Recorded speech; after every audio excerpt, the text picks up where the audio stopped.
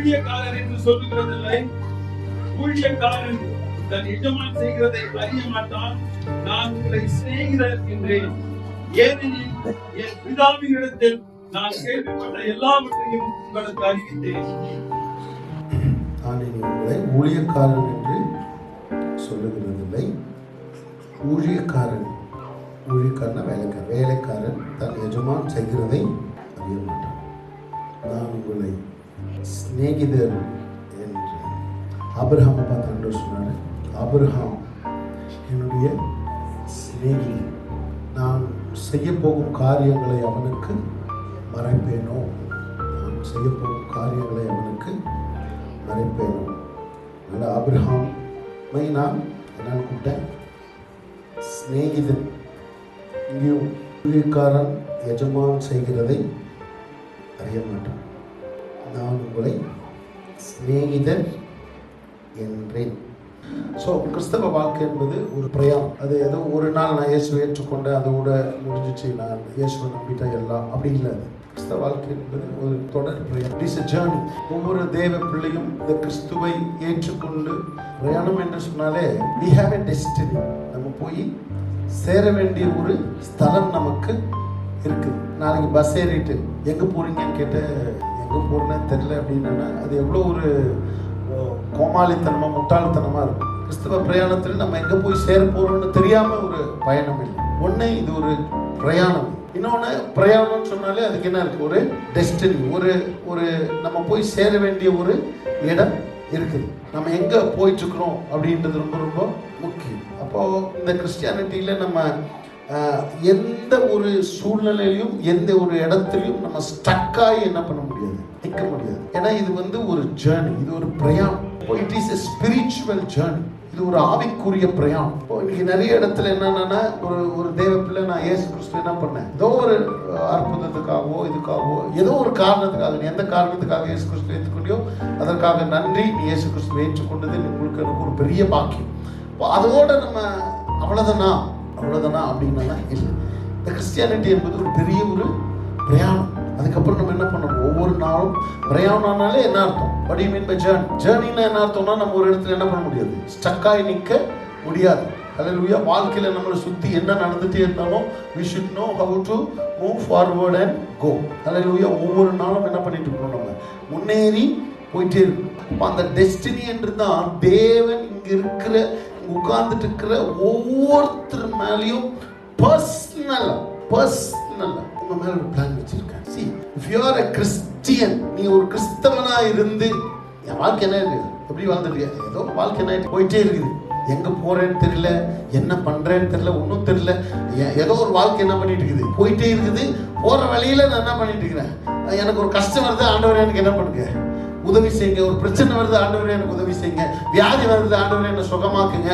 ஒரு பண கஷ்டம் வருது, ஆண்டவரே எனக்கு பணம் கொடுங்க. நான் சொல்றது புரியுதுங்களா? உங்க வாழ்க்கை பாட்டுக்கு என்ன இருக்குது, போயிட்டே இருக்கு. போற நேரத்துல நீங்க உங்களுடைய தேவைக்காக, நம்மளுடைய தேவைக்காக மாத்திரம் நமக்கு கஷ்டம் வந்தா, பிரச்சனை வந்தா, அதுக்காக மாத்திரம் நம்ம இயேசுவே அப்படின்னு கூப்பிட்ட தப்பு இல்லை. இது கிறிஸ்டியானிட்டி இல்லை. அடுத்த வருஷம் நீங்கள் என்னை தெரிந்து கொள்ளுங்கள். See, you didn't choose me. அவர் சொல்றாரு, புரியுதுங்களா? நான் இயேசுவை அறிஞ்சிக்கிட்டேன். No wrong, you're wrong.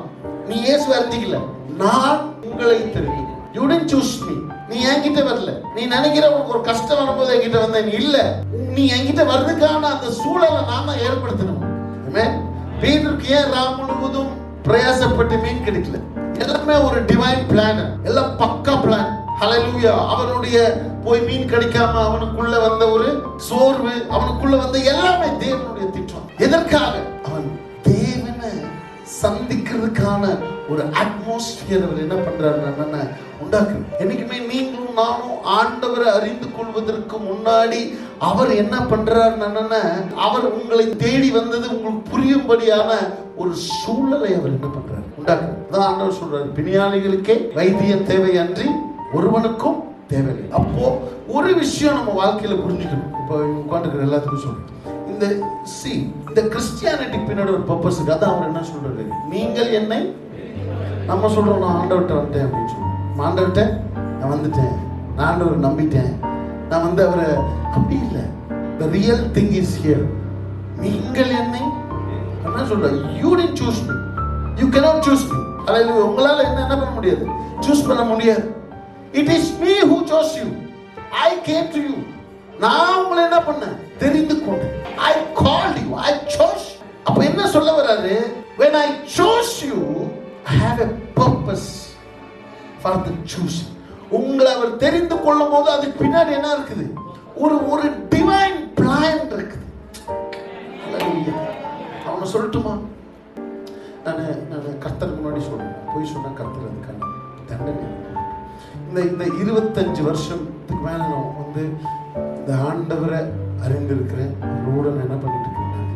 நடந்துட்டு இருக்கிறேன். இந்த கிறிஸ்தவத்தில் இந்த ஊழியத்தில் கிட்டத்தட்ட 25 இயர்ஸ்க்கு மேல நான் இருக்கிறேன். இந்த 25 வருஷத்துக்கு மேல ஆண்டவரோட நடந்த இந்த அனுபவத்தில் இன்னைக்கு நான் நிறைய முறை சொல்லியிருக்கிறேன். நான் மறுபடியும் சொல்றேன். எனக்காக இன்னைக்கு வரைக்கும் நான் ஒரு ஜெபம் பண்ணதே இல்லை. I have never prayed a single prayer for myself. இன்னைக்கு வரைக்கும் ஒரே ஒரு ஜெபம் ஒரு நாள் கர்த்தர் பார்க்கிறார். இன்னும் சொல்ல போனா பணத்துக்காக 25 வருஷத்துல என் வாயை திறந்து ஒரு நாள் நான் ஜெபம் தேவை இருக்குது, எனக்கு இது வேணும் அப்படின்னு என் வாழ்நாளில் விட்டு நான் கேட்டது. கிட்டத்தட்ட 18 வயசுல இருந்து நான் அவரை வந்து என்ன பண்ணிட்டு ஊழியம் பண்ணிட்டு இருக்கிறேன். From the year of 18, hallelujah, அந்த 18 வயசுல இருந்து இன்னைக்கு வரைக்கும் எனக்கு ஒரு தேவைன்னு நான் அவர்கிட்ட என்ன பண்ணேன்? கேட்டது இல்லை. நெவர் பண்ணக்கூடாதுன்னு சொல்றேன். நான் பண்ணினது இல்லை. பணத்துக்காக ஜெபிச்சதும் இல்லை. அப்படி ஒரு ஜெபத்தை செய்யும்படி அவர் எனக்கு ஆலோவும் பண்ணல. பணத்துக்காக ஜெபிக்கும்படியாக அவர் என்ன ஆலோ பண்ணவே இல்லை. ஆனால் இன்னைக்கு என் வாழ்க்கையை திரும்பி பார்க்கும்போது எல்லாத்துக்கும் பாவம் செஞ்ச ஒரு கில்ட் வருமா வராது? When you sin, you have a guilt consciousness. ஆனால் இவர் இருக்கிறாரு, எனக்கு கொடுத்து என்ன கில்ட் ஆகியது. அவர் எனக்கு பிளஸ் பண்ணி எனக்கு கில்ட் ஆகி புரியல. கர்த்தர் பார்க்குறாரு. ஐ ஸ்பீக் வித் மை ஒரு திறந்த எழுதியத்தோடு நான் சொல்கிறேன். எனக்கு என்ன பண்ணியிருக்காரு? என்னை பிளஸ் பண்ணி கில்ட் ஆகியிருக்காரு. ஏன்னா நான் அவர் என்னை பிளஸ் பண்ணும்போது அந்த பிளஸ்ஸிங்க்கு நான் கொஞ்சம் கூட தகுதி ஆனவனா எனக்கு தெரியும். இந்த ஒரு ஆசீர்வாதத்துக்கு நான் தகுதியானவனா ஒரு பாத்திரமான ஒரு நாள் கூட நான் நினைச்சதே இல்லை. அந்த கில்ட் என் லைஃப்ல அந்த பிளஸ் பண்ணும்போது தான் வந்தது. இது வரைக்கும் நான் ஒரு தவறு செஞ்சு கில்ட் ஆனதை விட அந்த பிளஸ்ஸிங்னால கில்ட் ஆனது தான் ரொம்ப அதிகம். இன்னைக்கு வரைக்கும் இந்த 25 வருஷத்துல என் ஒரு நாள் என் ப்ரேயர் ரூம்ல நான் ஜெபம் பண்ண போய் இந்த கண்ணில் ஒரு சொட்டு தண்ணி வராம என் வாழ்க்கையில நான் ஜெபத்தை முடிச்சதே இல்லை. இருள் சூழ்ந்துருக்கும்.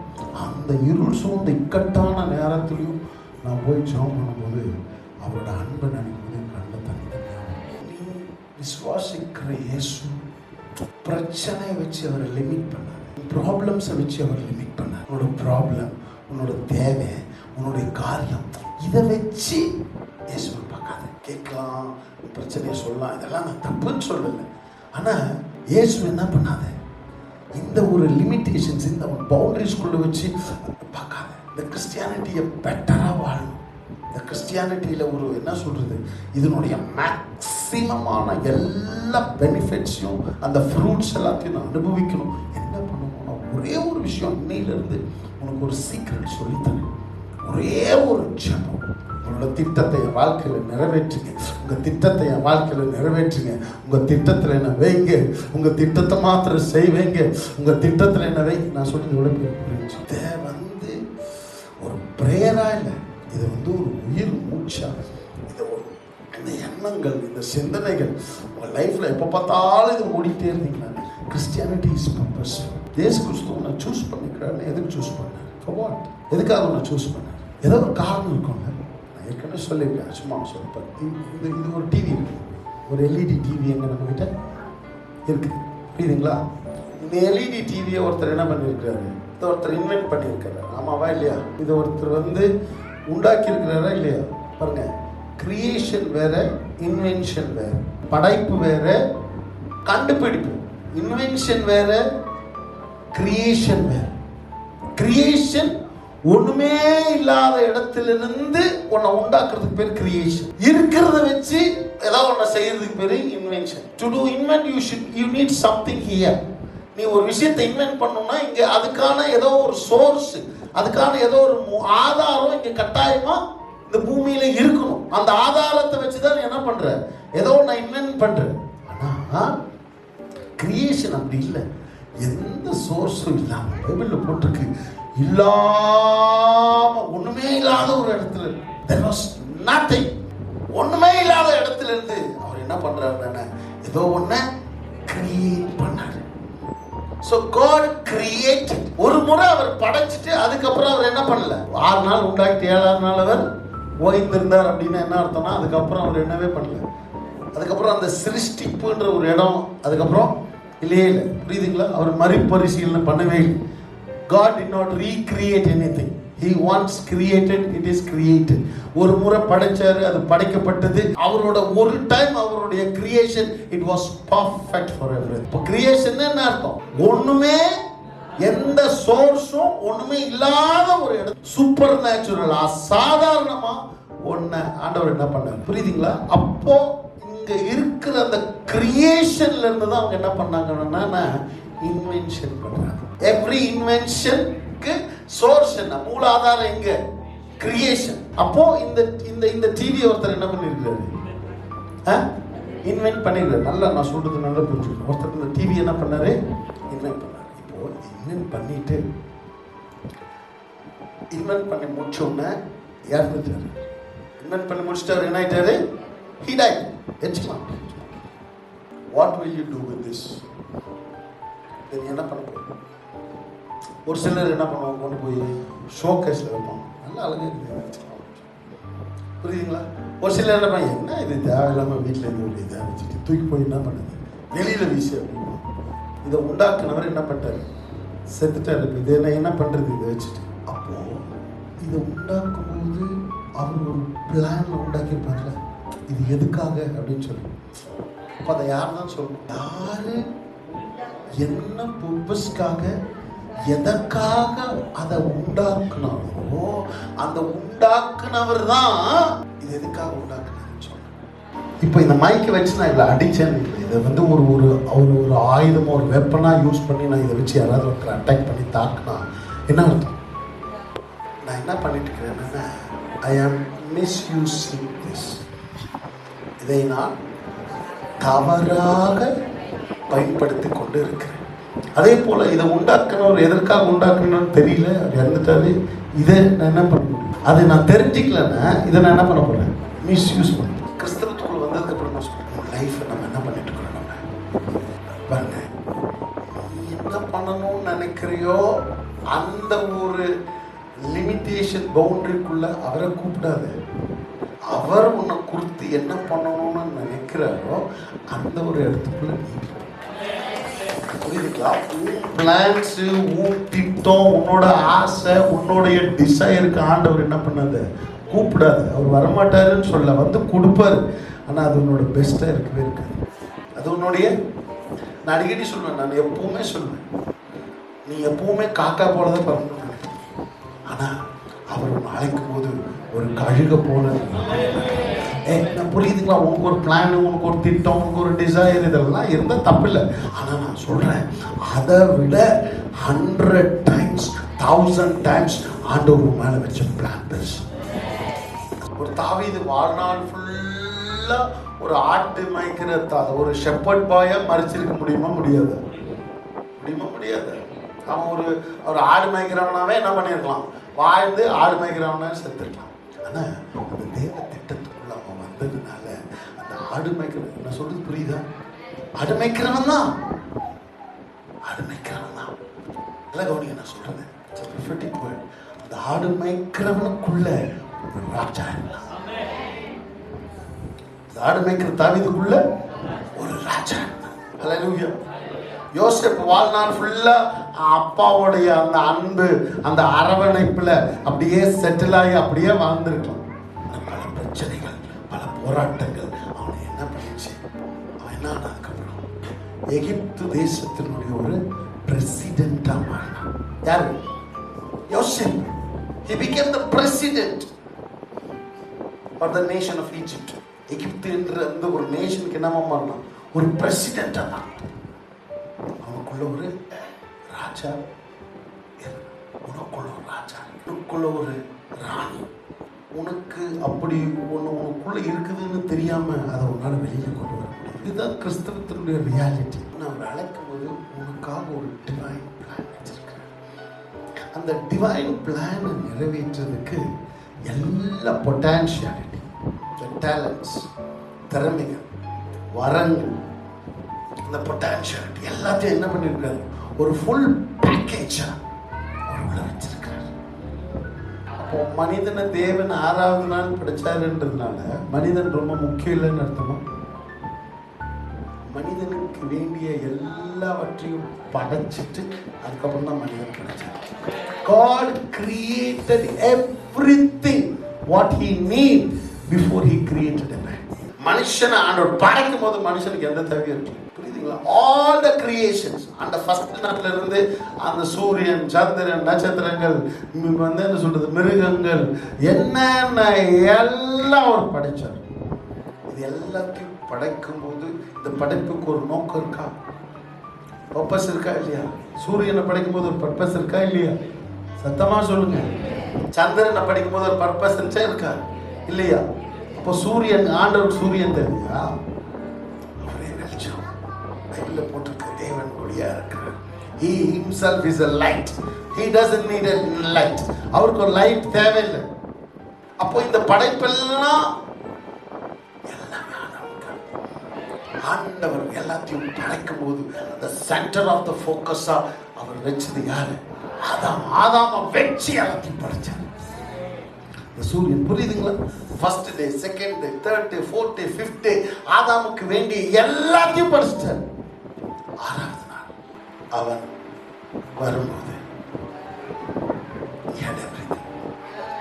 தீர்க்கதரிசனம் சொல்றேன், புரியுதுங்களா? என்ன சொல்றேன்? உன் வாழ்க்கையில் நீ என்ன ஆகணும், யாரு உன் வாழ்க்கைக்கு தேவையான எல்லாத்தையும் ஒரு ப்ரிப்பேர் பண்ண போறது பண்ணிட்டு, எப்போ? Before you existed in this earth, இந்த பூமிக்கு நீ வர்றதுக்கு முன்னாடி வான்னு சொல்லி அழுது பிறந்து பாரு. அதுக்கு முன்னாடி, பிஃபோர் யுவர் எக்ஸிஸ்டன்ஸ், இந்த பூமிக்குள்ள நான் வர்றதுக்கு முன்னாடியே வாழ்க்கைக்கு தேவையான எல்லாவற்றையும் He has prepared.